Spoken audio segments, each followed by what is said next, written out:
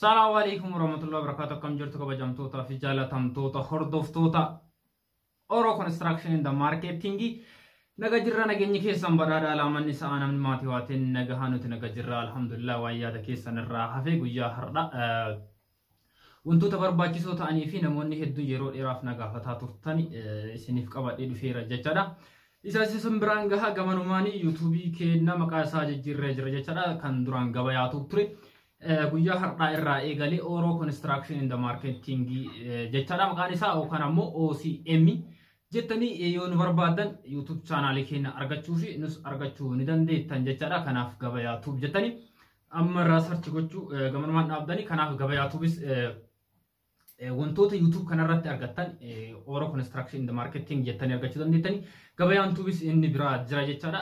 Isaan mootuyyuu wantoota waa'ee gabaa argachuudhaaf isarratti qunnamuu ni dandeettan jedha. Kanaaf guyyaa har'aa akkuma namoonni hedduun na gaafataa turtani lafa kaarii 300 irratti yookaan immoo 200 irratti 440 irratti mana luukii meeqaattu ijaaramuu danda'a waan jedhu na gaafataa turtani. Guyyaa har'aa kana kallattii maanis biraan gaha jechuudha. Kaarii 440 200 fi 300 walumaa galatti lafa kanneen sadan irratti mana luukii meeqaattu ijaaramuu danda'a yoo guddate jechuudha. Kanaaf xiqqeessinee hamma barbaanne ijaaruu dandeenya. Garuu isa dhuma hanga mana luukii meeqa qabachuu danda'a waan jedhu isan biraan gaha. Kana qofa osoo hin taane manicha fakkeenyaaf kaarii 300 irratti mana luukii dhibbaayyuu hin ijaarramu ta'e manichi kun kutaa meeqa ta'uu danda'a yookaan immoo kutaan kun immoo bal'inni kutaalee kanneenii hammam waan jedhu isin biraan gaha jechaadha. Kanaaf hanga xumura qophii keenyaatti nu wajjin tura. Warroonni yeroo jalqabaatiif gara YouTube channel keenyaa dhuftan subscribe gochuu hin dagatina, like godhaan jajjabeessaa wantoota asirraa argattan hiriyoota keessan biraan gahuudhaaf share godhaan ufaana bu'aa nu hordofaa isin jenna.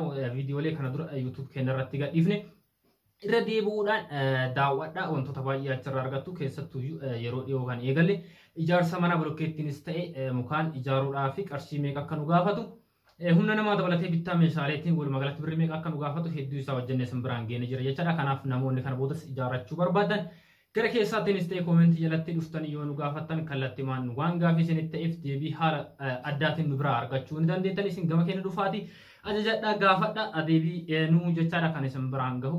Kanaaf guyyaa har'aa odeeffannoo guyyaa har'aa qabannetti osoo hin darbiniin dura guyyaa kaleessa qarqaarsa tokko magaalaa Jimmaa irraa akkasiin gaafatan isin biraan gahee jira jechaadha. Wanti har'a ol kaatan boruuf nu fayyada.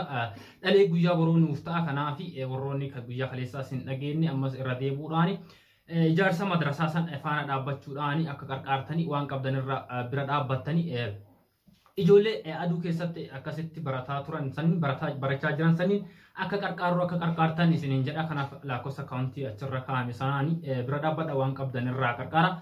Rabbi isiniif haa laaffisu. Gamanumaanii odeeffannoo guyyaa har'aa qabannetti yoo seenne jalqaba irratti kaarii 300 irraa kaane jechaadha. Lafti kaarii 300 yoo guddate mana luukii meeqa nuuf ijaaruu danda'a waan jedhu walumaan laalla jechaadha.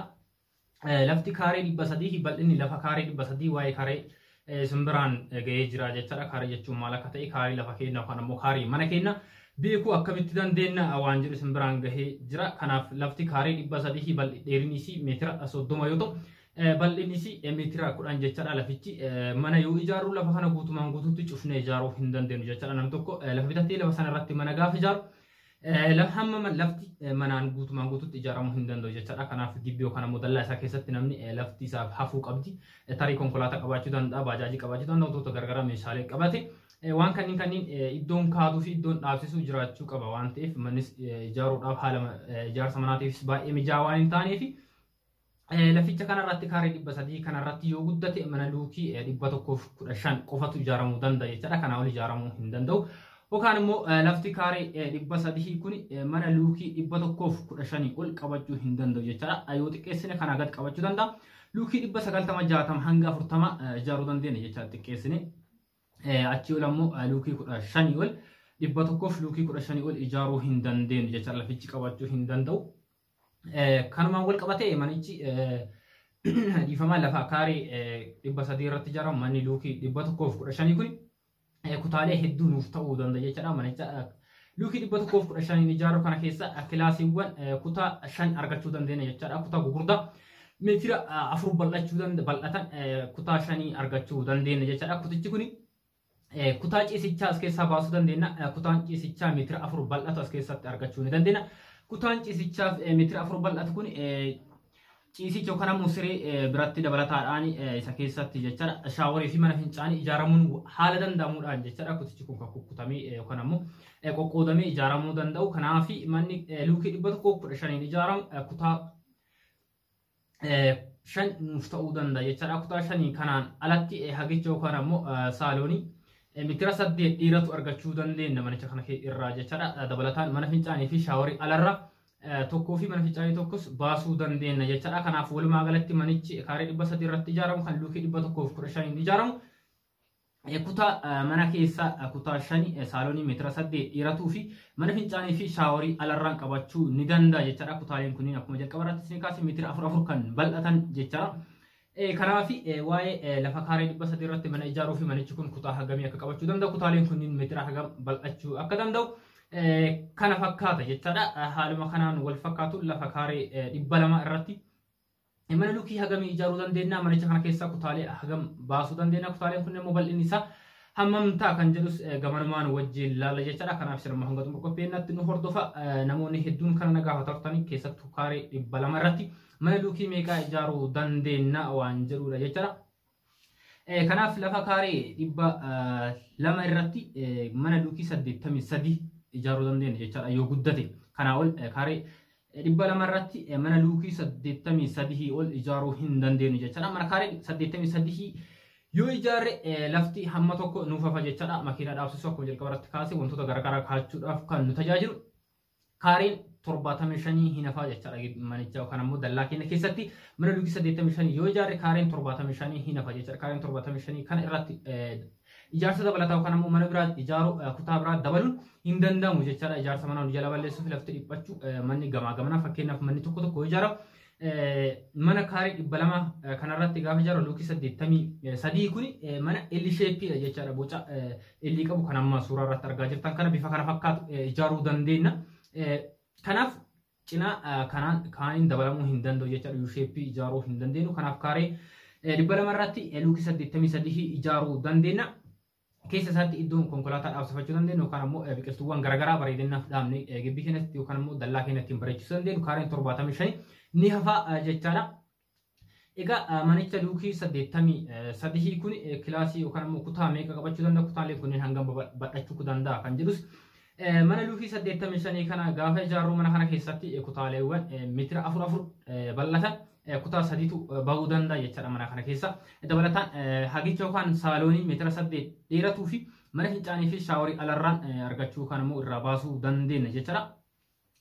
Kanaaf kunniin kutaan sadan mana kana luukii 83 kanarraa baasuu dandeenyu meetira 4 waan bal'atanii fi kutaan ciisichaa yoo kutaa tokko kana keessa kutaa tokko kutaa ciisichaa yoo goone jechaadha. Kutaa ciisichaa kana keessatti shaaworiif mana fincaanii ijaaruudhaaf akka gahutti jechaadha gahaadha. Kanaaf haalli isaa baay'ee tokko mijataa fi kutaawwan babal'aa argachuu dandeenya jechaadha. Egaa walumaa galatti lafa kaaree 200 kanarratti yoo guddate mana luukii 83 ol ijaaruu hin dandeenyu. Achii gadi hamma fedha keenya ijaaruu dandeenya jechaadha. Manichisi L shape alatti boca biraa qabachuu hin danda'u jechaadha. Yookaan ammoo saarviisii diizaayinii mana saarviisii jedhamuu fi L shape kan jedhamu kana lamaan qofa qabachuu ni danda'a jechaadha. Egaa mana kana keessatti saaloonii meetira 8 dhiiratutu bahuu nu danda'a jechaadha. Kanaaf suni akka filannoo keenyaatitti saaloonii yookaan hagicha mana qal'aa hirdhifne meetira 8 kanarraa meetira 7 yoo goone yookaan meetira 6 yoo goone kutaa biraa dabalataa argachuu dandeenya jechaadha. Kutaa afuraffaa argachuu dandeenya yookaan ammoo kanarra bal'ifne yoo jenne kuticha yookaan saaloonii hagicha kana meetira 8 irraa meetira 9 tti hoosisne kutaa kanneen dhiphisuu dandeenya jechaadha. Kanaaf haalli isaa kana fakkaataa akkuma jalqaba irratti isiniin jedhe alarraan shaaworii fi mana fincaanis qabachuu danda'a jechaadha kan meetira 3 bal'atanii. Kanaaf walumaa galatti lafa kaaree 200 kanarratti waan kana fakkaatu hojjechuu ni dandeenya jechaadha. Inni biraa ammoo baay'inaan lafa namoonni hedduun bitachuu fi kennamuu danda'u lafa kaaree 140 jechaadha. Warroonni kaartaa pilaanii keessatti lafa qabdanii fi bittan irra caala kaartaa pilaanii keessatti warroonni lafa bitattan 140 kanatu baay'inaan argama kanatu gurgurama jechaadha. Kanaan alattis warreen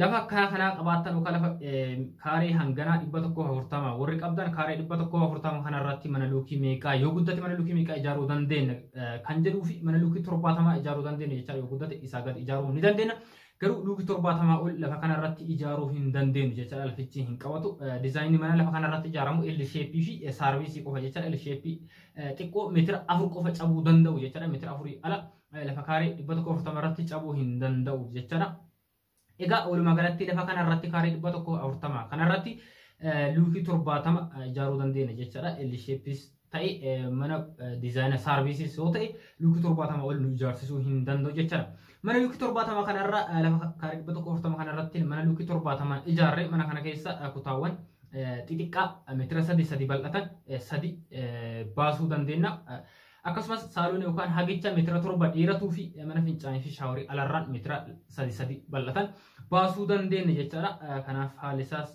baay'ee tokko mijaa'aadha ogeessa dandeettii qabuu fi ogummaa gahaa qabu yoo ijaarsiftan kutaawwan hanga kana kutaa 3 meetira 3 kutaa 2 meetira 3 bal'atanii fi hagicha meetira 7 dheeratu baasuu dandeenya jechaadha kanaaf odeeffannoon guyyaa har'aa qabadhe kanuma hanga ammaa isin biraan gahaa ture lafa kanarratti dizaayinii yookaan ammoo haalli ijaarsa manaa amma ilaalle kun mana jireenyaa yoo ta'e qofaadhaaf jechaadha kutaa meetira 3 mana jireenyaa qofaatiin alatti waan biraatti itti fayyadamuu waan hin dandeenyeef ijaarsa amma isin biraan gahe kunniin ijaarsa mana jireenyaatiif warri ijaarrachuu barbaadanii fi lafa kanarratti warri mana luugii hammam isiniin jedhee kana ijaarrachuu barbaadan odeeffannoo isaa kan hanga ammaa isin biraan gahaa ture kan fakkaate jechaadha dabalataan lafa kanarratti yookaan kaaree 300 lama fi 440 kana haa ta'u 500 kaareewwan kana olii fi kana gadi irratti warroonni mana ijaartanii kireessuu barbaadan kutaawwan qofa jechaadha mana jireenyaa yookaan ammoo gaadaaf saaloonii yookaan ammoo hagichaa fi kutaa ciisichaa wantoota kana kan hin barbaanne kilaasii qofatti kuttanii warri kireessuu barbaadanis jiraatan taanaan lafaan kanneen irratti kutaa hagamii yookaan ammoo luukii hagamii akka jiru dandeenyu fi kutaa meeqatti akka nuu qoodamuu danda'u viidiyoo itti aanuun qabadhee isiniif dhiyaadha. Kanaaf odeeffannoon keenya guyyaa har'aa qabadhee isiniif dhufe kanuma hangammaa hordofaa turtanii waan waliin turtaniif ulfaadhaa galatoomaa ani odeeffannoo kana isin biraan gahaa kan jiru ani Ibraahim Buriiti. Viidiyoo biraatiin hanga walitti deebinutti nagaan nuuf tura laayik sheer gochuu hin dagatinaa sabskiraayib godhaatii wantoota yeroo asirraa gadhiifnu akka isin bira gahan taasisaa isiniin jira. Video berhasil angkulit dia menutup